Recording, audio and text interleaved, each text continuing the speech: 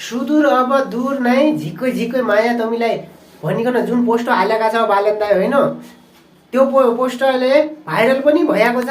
सुदूरपश्चिममा तम्रै गुणगान गाउँदा छन्। त्यही भएर सुदूरपश्चिमले तमिलाहरूलाई रवि दाइले र बालेन दाइलाई सोचे भन्दा पनि बढी मत दिएको छ, सोचे भन्दा पनि बढी सांसदहरू दिएको छ है। त्यही भएर हिजो अस्ति रवि दाइले भाषण गरेर भनेका छन् कि अब सुदूरपश्चिमलाई पनि र सुदूरपश्चिम प्रदेश कर्णाली र मधेसलाई पनि समान रूपमा अगाडि लैजान्छौँ, शिक्षा र स्वास्थ्यमा सुधार गर्छौँ जुन भनेका छन् अब पुरा गर्नु पर्यो। हाम्रो विडम्बना सुदूरपश्चिमले योभन्दा अगाडि नेता पाएको होइन, पाँचचोटि प्रधानमन्त्री हुने पनि हाम्रै सुदूरपश्चिमका छन्। तर सोचे जस्तो र भने जस्तो बजेट आएन। यदि आएको थियो भने पनि देखेनौँ, कहाँ गए बिचौलियाले खाए के गरे देखेन। तर यो पटक तपाईँहरूले सुदूरपश्चिमलाई, म खास सुदूरपश्चिमको भएको हुनाले सुदूरपश्चिमलाई तपाईँले योचोटि भेदभाव गर्न पाउनु छैन। सुदूरपश्चिमलाई पनि अरू प्रदेश जसरी नै बजेट हाल्नुपर्ने छ। सुदूरपश्चिम धेरै पछाडि भइसक्यो। उता अछाम बाजुरामा कुना रोड पुगेको छैन, सञ्चार माध्यम छैन। अनि तपाईँ काठमाडौँमा बस्नेहरू अहिले डिजिटल जमाना, एआईको जमाना आइसक्यो, उहाँ मान्छेले साधारण इन्टरनेट पनि पाएको छैन।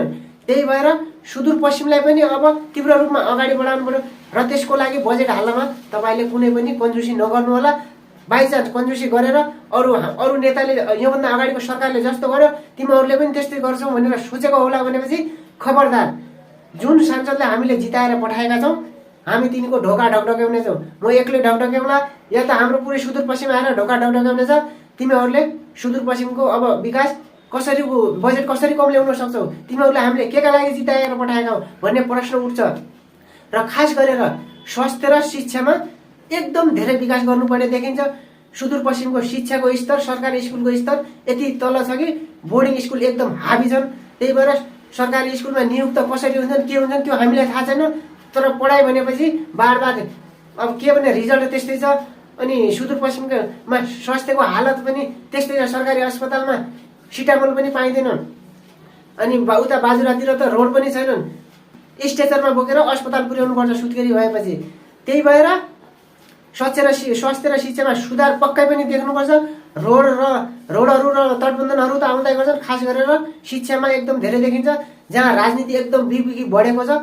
र बजेटमा योचोटि कुनै पनि कम हुने छैन। अहिले म एक्लै बोल्न लागेको छु। यदि भोलिको दिन बजेट कम भयो भने पुरा सुदूरपश्चिम बोल्छ हामीलाई बजेट चाहियो र विकास चाहियो भनेर।